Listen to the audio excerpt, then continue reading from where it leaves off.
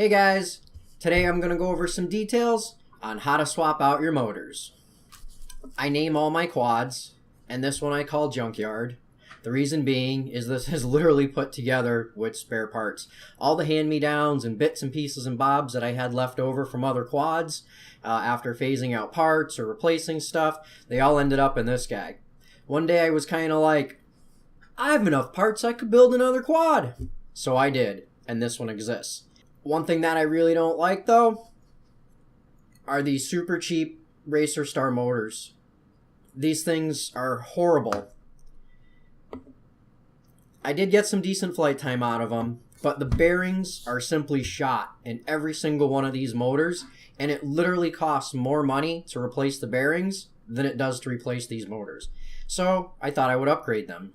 The motors that I decided to go with are these RaceDayQuad 2205 2450 kV motors, and I have to say these things are amazingly built for the money.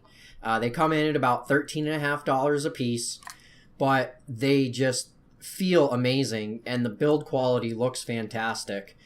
There's virtually no air gap, and they're just super coggy. So I would imagine these things are going to have tons of power for a 2205 motor. Incidentally, these are also made by Brother Hobby. These are very close to the Returner R2 motors, so if you're a fan of those, these things look pretty good, and they cost even less money. So I can't wait to get them in here. The reason I went with these motors, being a 2205, is I wanted something a little bit more mellow in this build. I do have other quads with all the crazy motors, the hype trains. Actually, one quad does have a set of the hype train motors in it. Another one, I have the latest Emax 20, I forget what they are, but whatever. They're the latest Emax. And I also have another quad with the Mr. Steel motors in it as well. So I figure for close areas, tight proximity, these motors might be a good choice to have in this quad to keep it a little bit more on the mellow side. Well, let's start swapping some parts. So the first thing you're always going to want to do whenever you're working on your quad, I don't care the circumstance, whatever it is, if it's in the house and you're working on the quad, you remove the props. In this case, to make things a little easier, I do have a set of motor pliers. It just makes it easier to grab the motor bell while you're trying to remove the prop.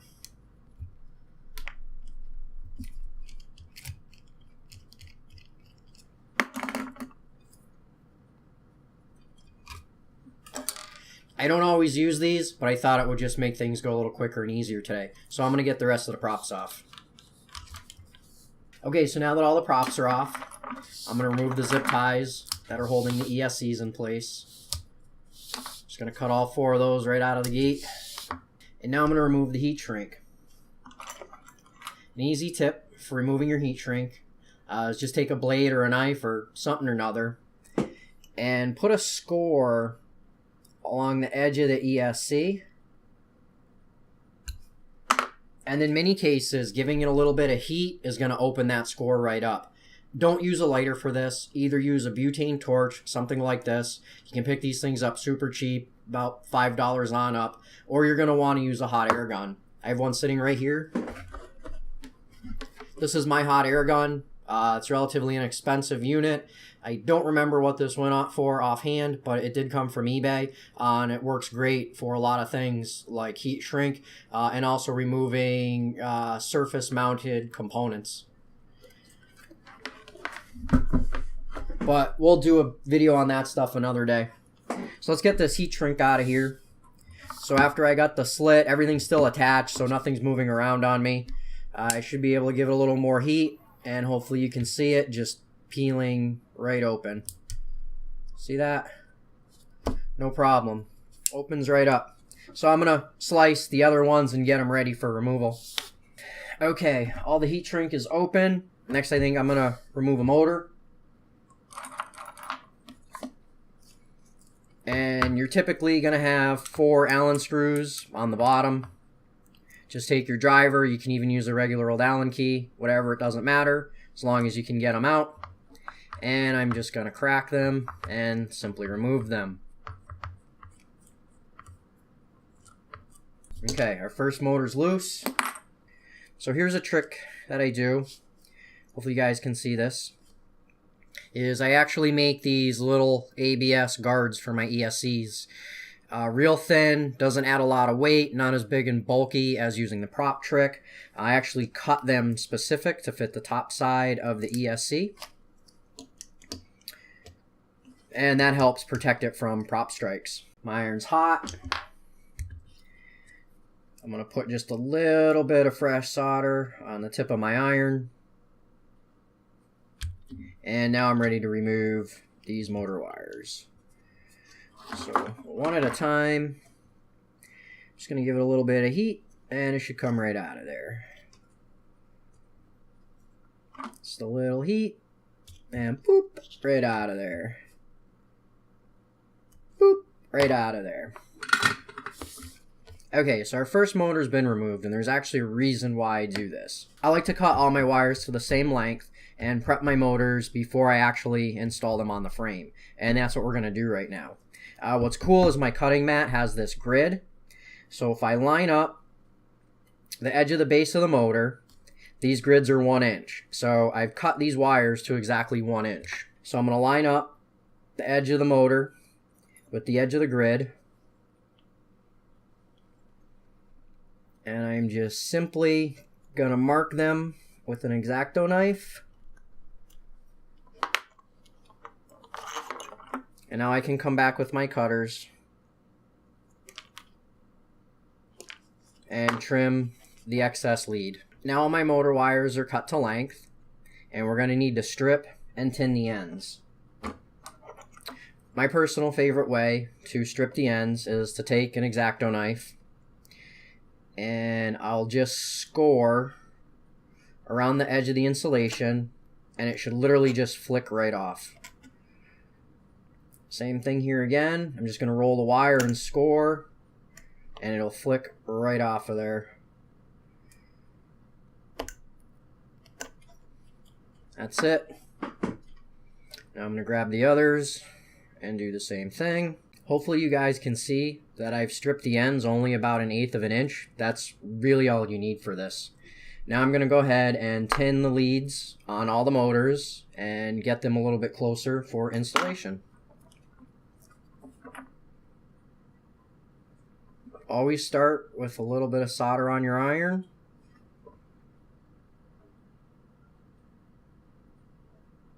And that should help it soak right in there.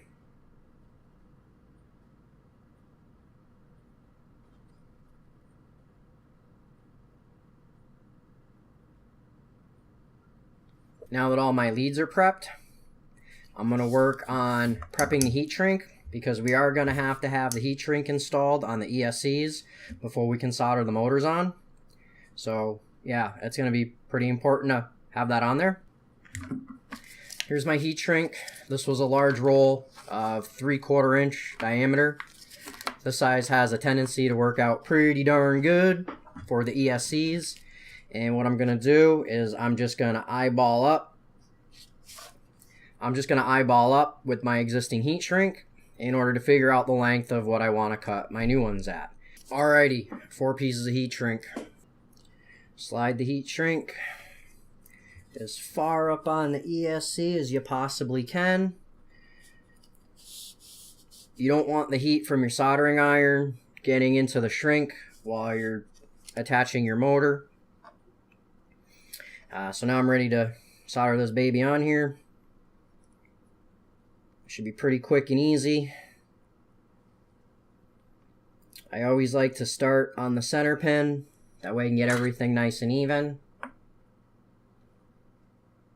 And just a little bit of heat on there.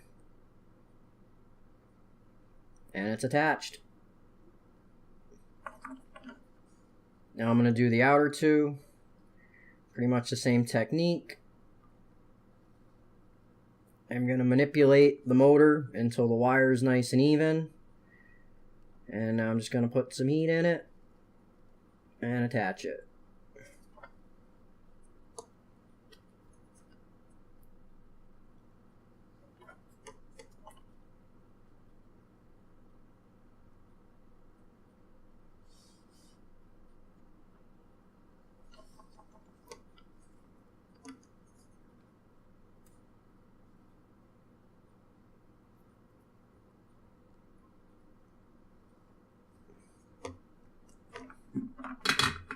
Okay, that looks pretty good. Now what I'm going to do is I'm going to evenly space my heat shrink on the top of the ESC. And I'm going to reinstall my ABS protector. Just going to slide it right in there. One of my favorite tools is a smudger, and I'm just going to slide it in there. Once I'm happy with where everything's positioned, I can give it a little bit of heat.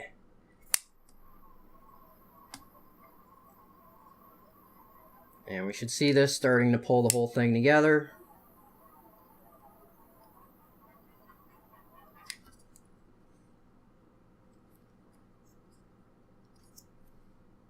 I want to make sure everything still looks good. If I need to make any other adjustments, now's the time.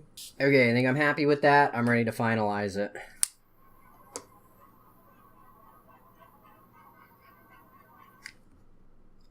Everything looks like it's in position nicely. Now I'm going to attach my motor.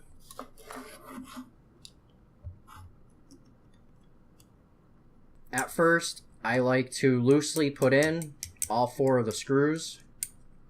And I'm just gonna make sure they're snug so the motor doesn't move. That feels pretty good on all of them. None of them are over tight. Now what you want to do is you need to check in between the gap of the motor bell and the screw to make sure that the screw is not getting into the windings. I don't know if you guys can see this, but in this case it looks good. The screw doesn't even come to the top of the base of the motor. So that's perfect. That's exactly what we want. And I think I'm ready to Loctite these in. I just have the blue Loctite thread locker. Use blue, don't use red. Red means it's permanent. I'm going to take 1 screw out at a time. I'm going to give it a little Loctite. Not too much, just a little bit. That's all you need. And I'm going to reinstall that screw. And I'm not going to tighten it yet. I'm just going to loosely snug it down. I'm going to repeat this for all 4. Once I have Loctite on all 4, you can now tighten them down in a star pattern. Do opposite sides. And I like to do them in smaller increments. I give it a little twist.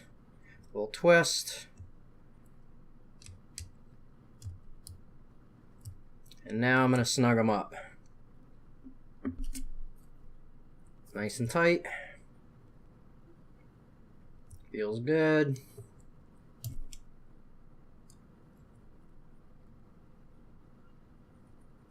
Okay, that motor shouldn't go anywhere. Now all I have to do is repeat this procedure on the other 3 corners. I'm going to go ahead and do that. And then we're going to get in a beta flight and we're going to test the motors. But until then, cue the montage.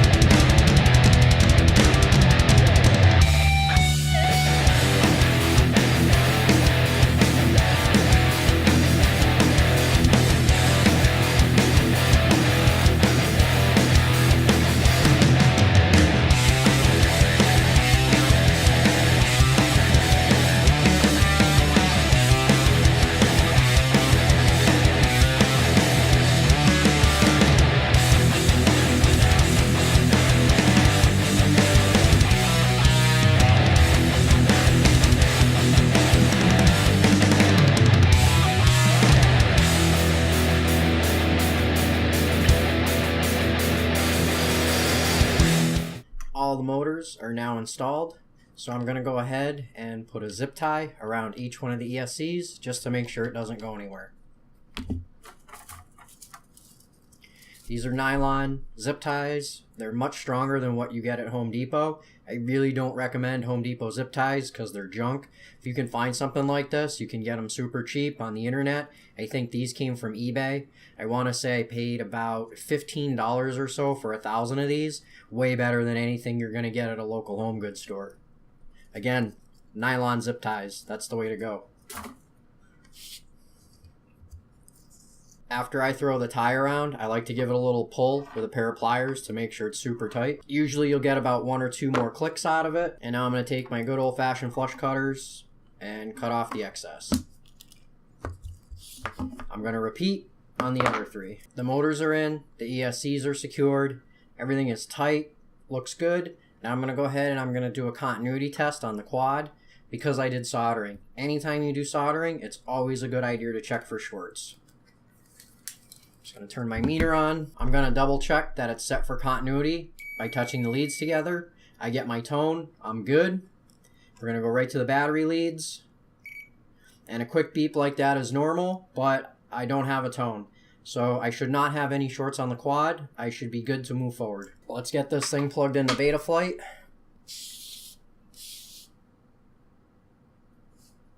I'm now connected in Betaflight. I'm going to go ahead and jump over to my motors tab to double check my install and make sure that all the motors are indeed spinning in the right direction. I always recommend using a smoke stopper whenever you're plugging in on the bench, even if you're confident. This never hurts. It also helps make this thing less dangerous. So I'm on the motors. I've got a battery. I'm going to connect my battery for the first time now.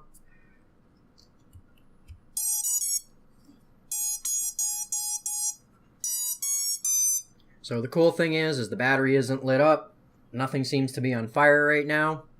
I'm going to go ahead and enable my motors. And one at a time, I'm going to start spinning them up to verify that they are indeed spinning in the right direction. I'm going to click on the slider, and I'm going to use my arrow key to slowly move it up until it starts spinning. When it is slightly spinning, I can then put my finger on it to see which direction it is indeed going. And so motor 1 is going backwards, so chances are I'm going to have to change all of them. Let's try motor 2. Yep, motor 2 is also backwards. Motor 3. Motor 3 is also backwards. And motor 4 has to be backwards as well.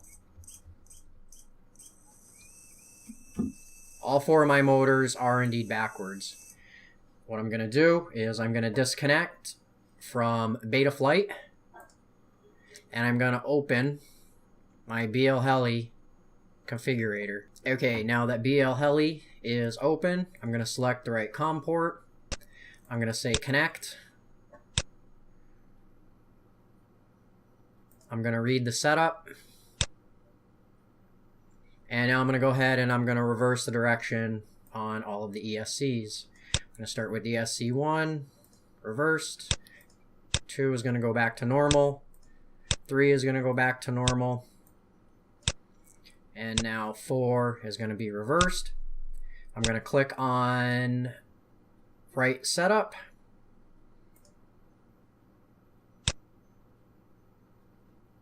And that should be it. Now all my motors should be spinning in the right direction. I could probably update these things as well, but I'm not going to do it in this video. I think I'll do a video specifically on updating your ESCs. But for now, this should be good. We're going to disconnect. I'm going to go back to BL Heli. I'm going to connect again.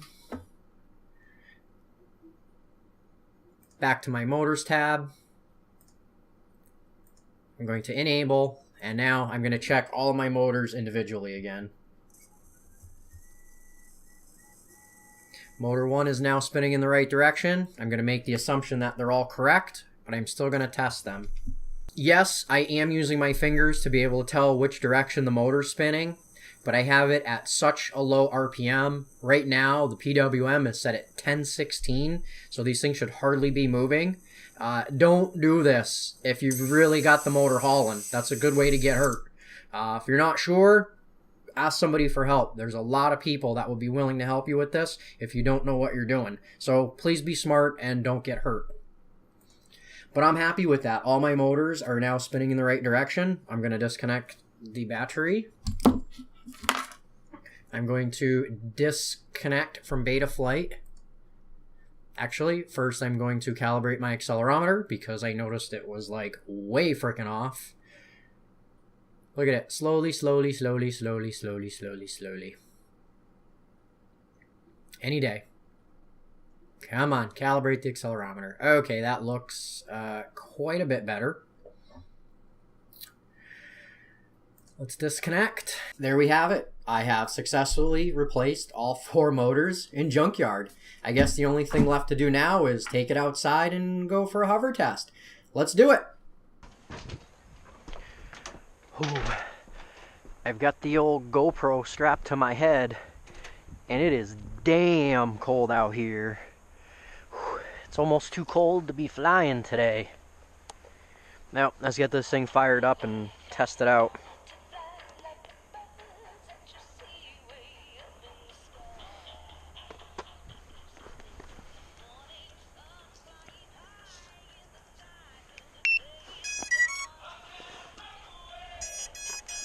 Flight mode, Horizon, rate profile, 1, fail-safe disabled, low battery, battery voltage is critical, quad is disarmed, quad is on.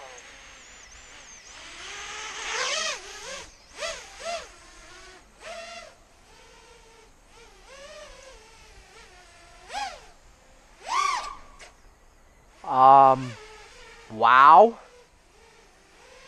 These things have an amazing amount of power. Holy moly.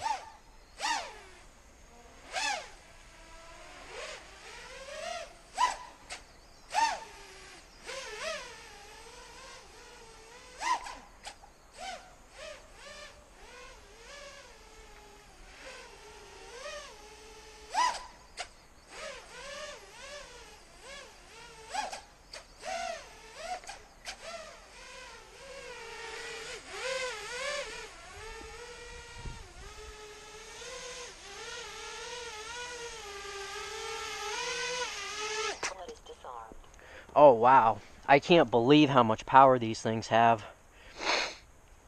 Oh man, motor temperature feels good. They're ice cold. I don't think I have to worry about the PT1 filtering, even though it is like 0 degrees out. Wow, these things are amazing for the money. I can't believe how much power these motors have. I'm gonna try this again.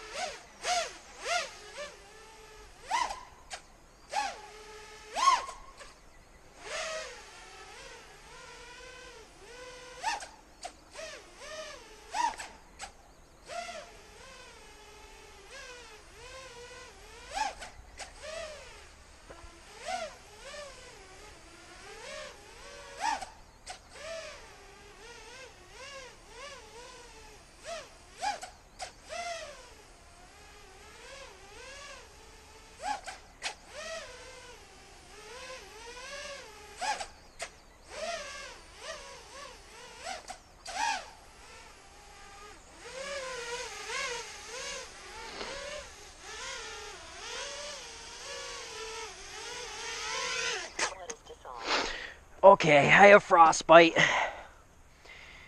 Wow. These motors are incredible.